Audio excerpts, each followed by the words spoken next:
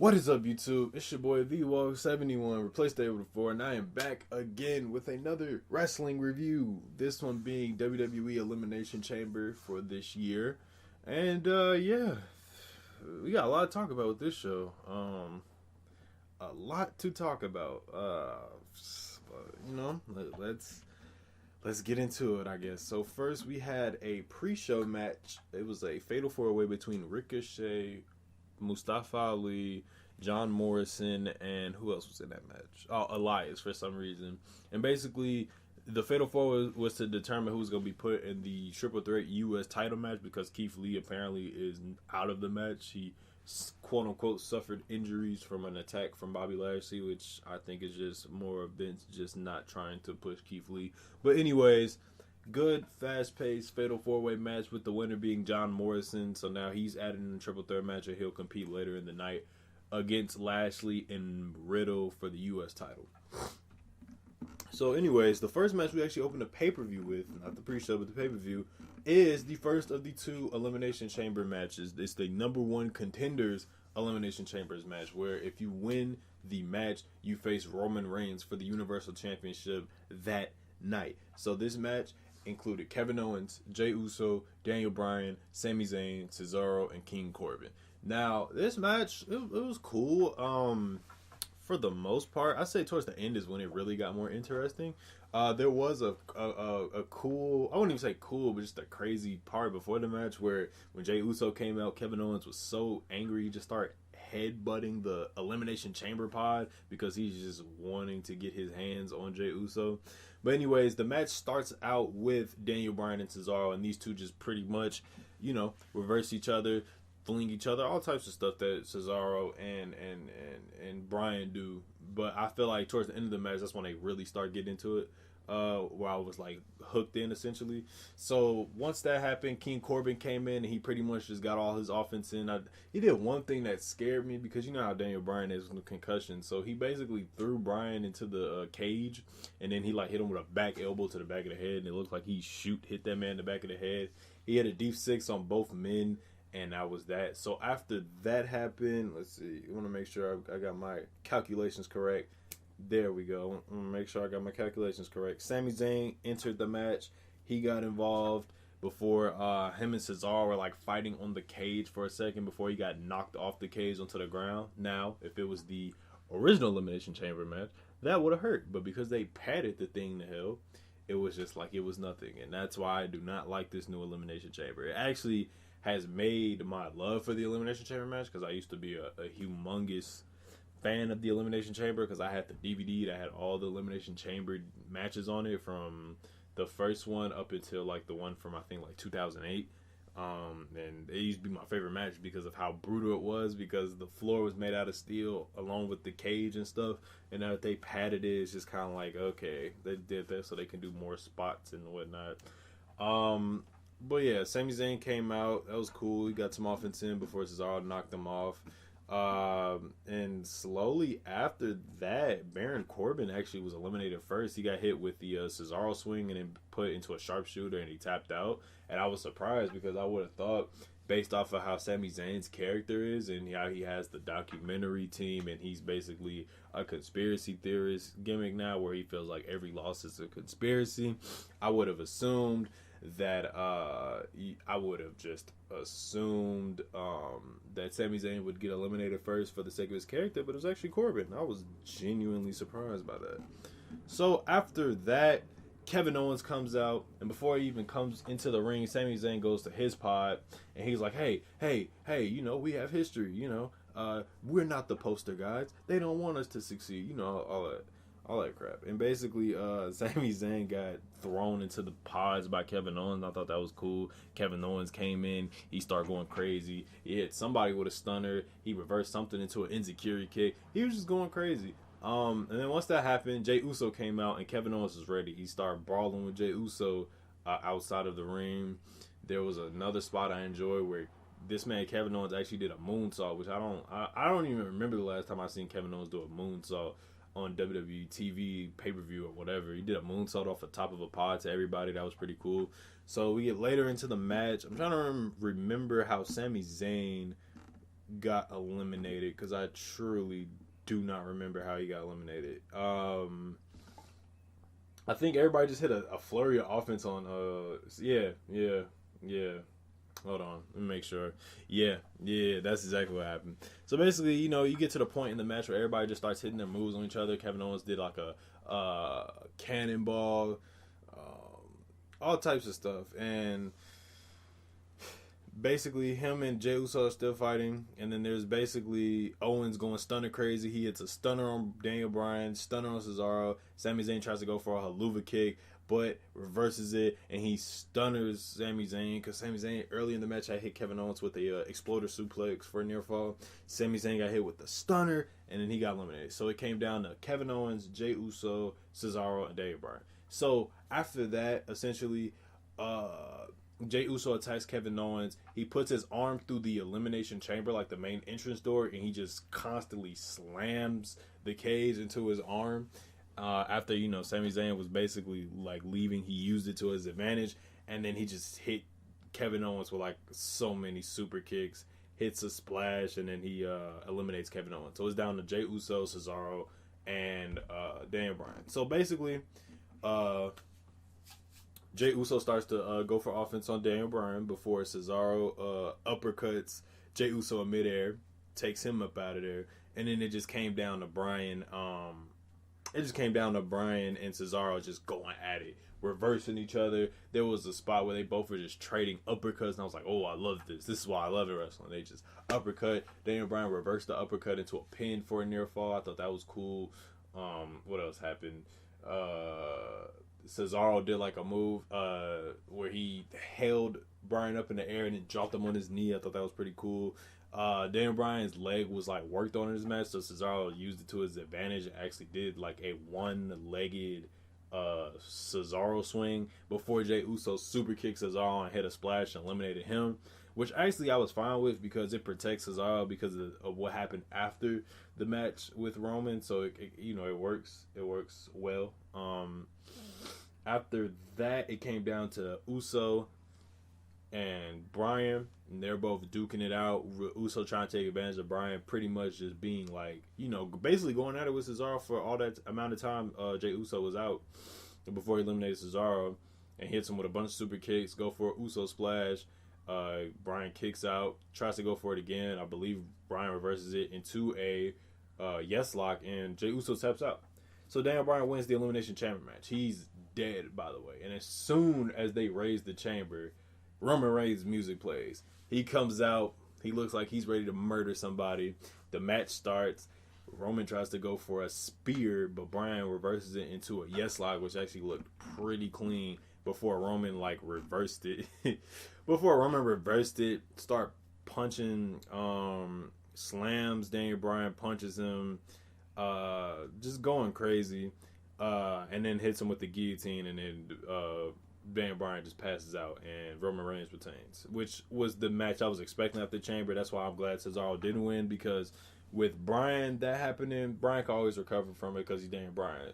Cesaro, on the other hand, that happens to him, he's buried. There's nothing else you could do with him, because that's it. That there's legit nothing else you could do with Daniel Bryan. That's it for him. Totally forgot. Let me throw this in there. Thank God for editing. I forgot about what happened after the Roman Bryan match. So after the match, Roman is holding up the title, celebrating as usual, and then out of nowhere he gets hit with a spear from Edge. And as soon as that happens, Edge points at the WrestleMania sign, and he declares, I guess that's supposed to be him signifying that he's gonna face Roman for the Universal title at WrestleMania. I forgot to mention it because I just didn't care. I'm so sick of seeing old motherfuckers main eventing pay-per-views. This is exactly why the company is not going anywhere. But I mean, yeah, so it's gonna be Roman versus Edge. I'm pretty sure Roman's gonna go over. If Edge wins, I'm just gonna roll my eyes to infinity. And also, what was it? They did entirely too much. They did a pyro segment for this man just pointing at the WrestleMania sign. It's it's getting more ridiculous every year with pointing at the WrestleMania sign. But I forgot to mention that. Carry on with the rest of the review. So after that, we get a backstage segment because all throughout the night, the MIZ has been talking about the Money in the Bank briefcase and all this. He has a segment with Bad Bunny. He slaps Bad Bunny. Bad Bunny slaps him back. As soon as he's about to do something, Damian Priest appears. So it's like foreshadowing to this WrestleMania match that's been rumored. They talk about Bad Bunny being on SNL with 24/7 Championship. So yeah, I guess after that we get a triple threat match for the WWE United States Championship. Riddle, John Morrison, Bobby Lashley. This match was a match. It was pretty short. It was only like 8 minutes. It was short. The first half of the match was just Bobby Lashley dominating, which honestly, the way they've been booking Bobby Lashley these past few months have been incredible. It's probably the best they've ever made him look in some time, because it seems like every time it seems like they just didn't know what to do with Bobby Lashley the first couple of years he came in. He came in, they did the Lashley sisters gimmick, then they did the gimmick with him and Lana and Rusev and Liv Morgan, all that garbage, and now they're finally like pushing him to where he needs to be. And I feel like all he needed was a good manager. Like when he was with Leo Rush, he was IC champion, and yeah, he was doing the money pose, but at least it was entertaining. And now he got MVP, and it feels like him and MVP are a match made in heaven. So yeah, like I said, the first half was basically Bobby Lashley just destroying Riddle and John Morrison before they realized, oh, we got to take out Bobby Lashley. They both take out Lashley with dives. John Morrison doing like a corkscrew crossbody to the outside, and then Riddle doing like a corkscrew moonsault essentially to the outside and taking both men out. So then Riddle and Morrison are basically going at it, trading offense. Morrison gets hit with a suplex. Riddle goes for something. Bobby Lashley gets back into the match. They take out Bobby Lashley. Riddle hits a floaty bro for a near fall. John Morrison takes out Riddle. John Morrison goes for Starship Pain. Bobby Lashley kicks out, and then MVP starts trash talking John Morrison. John Morrison tells him to shut the hell up, but he said it with like bass in his voice. Then he takes MVP's crutch, and he goes into the match. MVP says, "Hey ref, he got a weapon," but they're like, "It's no disqualification," which causes Lashley to put Morrison in the hurt lock, the full Nelson basically, before Riddle takes the crutch and hits Bobby Lashley with it. Then he hits John Morrison with the bro Derek, and he wins, and we have a new United States champion. I guess I'm not really that big of a fan of Matt Riddle. He's kind of been irritating on TV a lot for me, so like I don't know, I'm just kind of bored of him now. But I mean, I'm glad he got a singles title. That's great. That's cool, I guess. But yeah, after that, Bobby Lashley was upset, and MVP was like, "I'm gonna fix this." So after that happens, we get to the WWE Women's Tag Team title match: Bianca Belair and Sasha Banks versus Nia Jax and Shayna Baszler. This match was short as well. It was like 9 minutes. It was pretty much just like a TV match.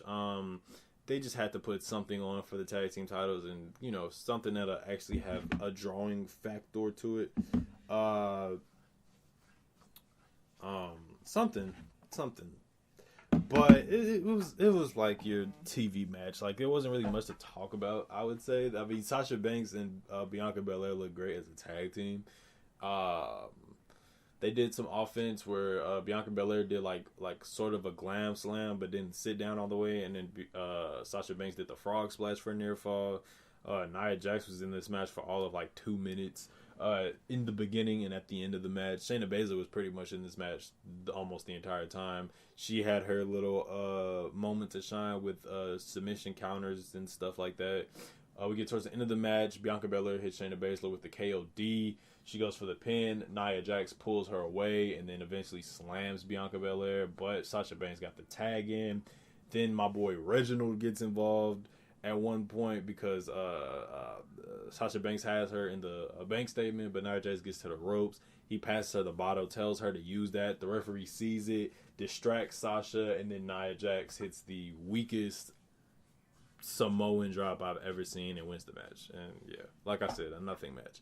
After that, we get to the main event. I was very surprised because I was like, dang, I know we got like another match, but you know, the Asuka match got canceled because Lacey Evans is like shoot pregnant unless I missed something. I think I had a dream last night too that there was like a match in my head, and I thought it actually happened until like I looked up the pay-per-view again because it was a couple matches I had to rewatch. And I was like, oh wait, never mind. That match didn't happen. Anyways, we get to the main event.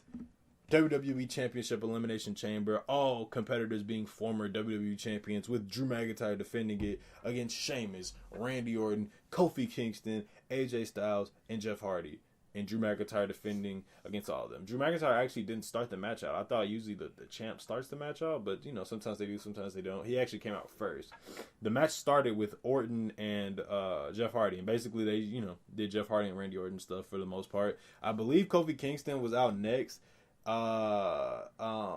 Which is crazy, because as soon as him and Orton, there was a funny moment before the match when Orton was walking and Kofi Kingston was just giving him compliments, saying, "I see you slithering." Called that man thick, which is very pause-worthy.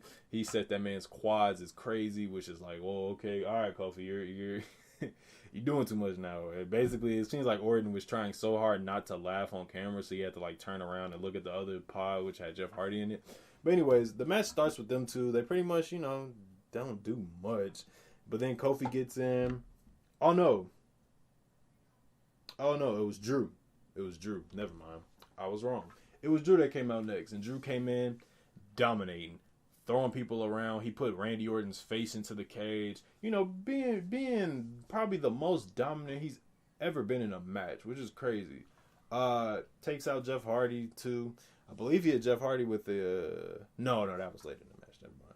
So then once that happened, Drew was just going crazy. He launched Jeff Hardy into Kofi Kingston's pod. Like, it was a lot of pod launching in this match.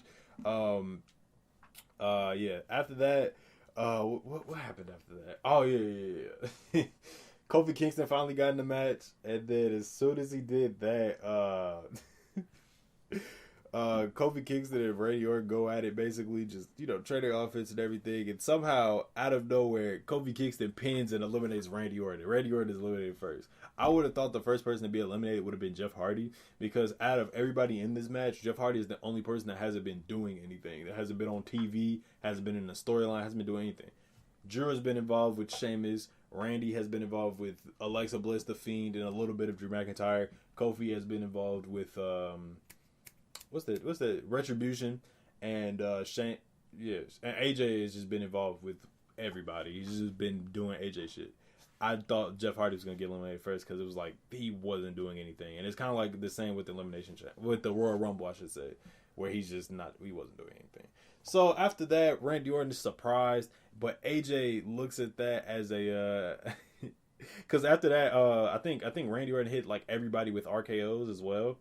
And then he left, and then AJ was like, come on. So he had almost rip off the pod plexiglass, and AJ walked into the chamber, and he tried to pin everybody, but they all kicked out. Omos got kicked out by Adam Pearce, like he told him to leave the match or whatever, so that was pretty funny. So AJ pretty much prematurely got into the chamber, essentially, prematurely. Just came in there. So yeah, once that happened, everybody just started fighting. AJ hits a brainbuster on Kofi. Kofi does a tornado DDT on the floor. All types of stuff. And then once that happened, Sheamus comes in. He's angry. He had his back turned the entire time to Drew. And once that happened, him and Drew just start going at it. Drew was sitting up there throwing hands like a rock'em sock'em robot. That happened essentially. Kofi Kingston did the Tony Hawk dive on everybody, which I thought was cool. Like, no matter, I will never not get used to that move because it's just so, like, I have never seen somebody just say, I'm just gonna throw my body backwards into people. That was pretty cool. Eventually, Drew McIntyre hits the Claymore kick on Jeff Hardy after Jeff Hardy hit like 2 Swanton bombs on Sheamus, which I was like, just let him. Was it Sheamus or was it AJ? Hold on, let me make sure. Hardy, I'm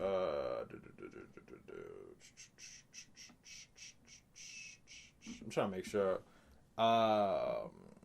Trying to make sure.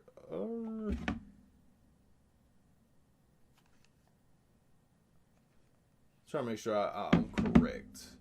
But yeah, essentially, Drew McIntyre takes out Jeff with the Claymore kick, and it comes down to Kofi AJ, Drew, and Sheamus, but then eventually Sheamus hits Kofi with a bro kick and takes him out, so there is no Kofi Mania 2 on the rise, as much as I would love to see that.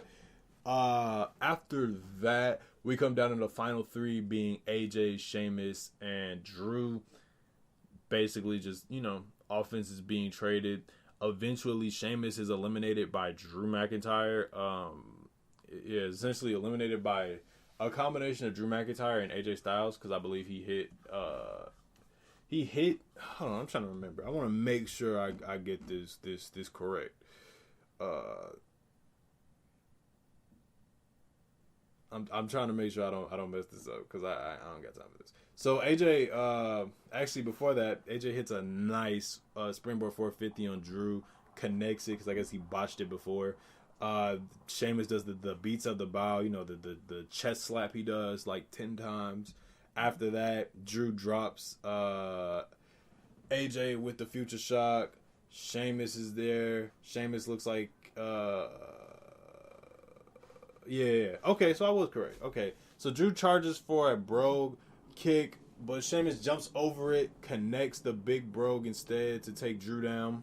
Once that happened, AJ follows up with the phenomenal form and takes out Sheamus, eliminates him. It comes down basically to AJ and Drew. AJ tries to go for another phenomenal forearm and gets hit with a Claymore midair, and Drew McIntyre retains. So after that, Drew McIntyre celebrates, the chamber rises, and then Bobby Lashley comes out. He attacks Drew McIntyre, hits him with a spear, throws him into a barricade, throws him into a table. What else? Puts him into the hurt lock and then drops him on his back. Because there was a segment backstage after Lashley lost. It was, you saw Miz and MVP talking, and it was like, oh shit. Now I know what that's going to ensue. So once that happened, the Miz comes in, cashes the Money in the Bank. They do the false finish where he goes for DDT and Drew McIntyre kicks out. Eventually he hits the skull crushing finale and he pins and defeats Drew McIntyre, and now we have a new WWE champion in the Miz.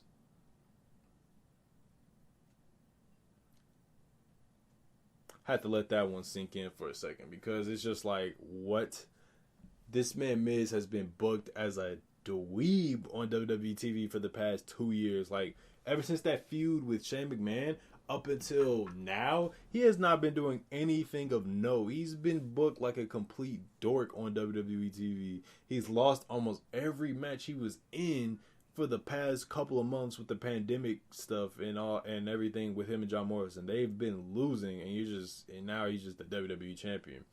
And what pisses me off the most about it is Twitter and the IWC, which really, I shouldn't even be surprised. But how are y'all gonna be the same motherfuckers that were saying y'all were sick of Morrison and The Miz on TV, and how boring The Miz is right now, and how much y'all don't want to see him on TV because he's that boring? And now y'all on TV, y'all on Twitter cockriding this man, talking about, oh my God, The Miz deserves it. I can't believe it. He should have been WWE champion. I can't believe it's been 10 years. The perfect time for him to be WWE champion was 2016 when he was on SmackDown. It's just that wrong place, wrong time. 2017 on Raw when he had the Miz Taraj. He could have been Universal Champion for a second, but fucking Brock just ruins everything. It's just like, I don't want to see Miz as WWE champion. And granted, I don't think he's going to be WWE champion for that long. He'll probably be WWE champion for a month. I don't see him heading into WrestleMania as the WWE champion. And there is one more pay-per-view coming up, so I know he'll probably drop it then. The only positive I could see coming out of this is Bobby Lashley becoming WWE champion. That would be great. I would love to see Bobby Lashley be WWE champion. I feel like there's nobody else that has been booked as well as Bobby Lashley on Raw other than Drew, but Drew's just been boring. Like, at least Bobby Lashley is like entertaining me to an extent with the Hurt Business. So that should be pretty interesting. I guess they're just trying to give Drew his moment to win the WWE title in front of a crowd. It's just like, I'm over Drew being WWE champion at this point. Like, he can do other stuff. He can go after the US title or tag team title or something else. He doesn't have to always be WWE champion. He's kind of boring, and I don't understand how people can just act like The Miz is going to be any better. But hey, it is what it is. WWE booking at its finest. But yeah, overall, I mean, Elimination Chamber was alright. It was mid. And I'm not just saying that because the Miz won the title and kind of just like killed all of my like spirit for the night. But it was just like, it was okay. It wasn't. It's nothing. The only thing that's gonna be remembered from this pay per view is the last like minute of the pay per view, and the show was like 2 hours. But anyways, that's my Elimination Chamber review. Yeah. I would probably give the show like a C plus. Anyway, guys, you know what to do. Like, comment, favorite, subscribe. Do you to support me on all my social media links down in the description below. Anyway, guys, I'm out. Peace.